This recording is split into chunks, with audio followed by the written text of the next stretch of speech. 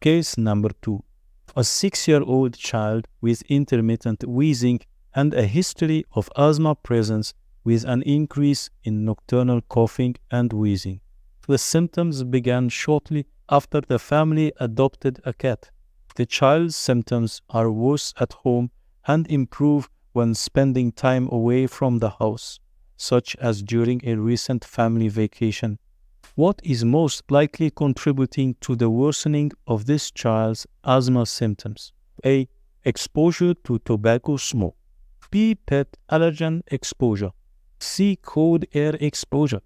D. Viral upper respiratory infection. Correct answer B.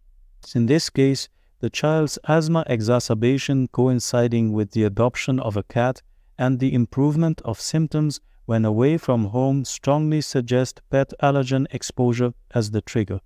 Exposure to animal dander, especially from cats and dogs, is a known asthma trigger. The temporal association between symptom worsening and the introduction of the cat into the home environment makes this the most likely cause.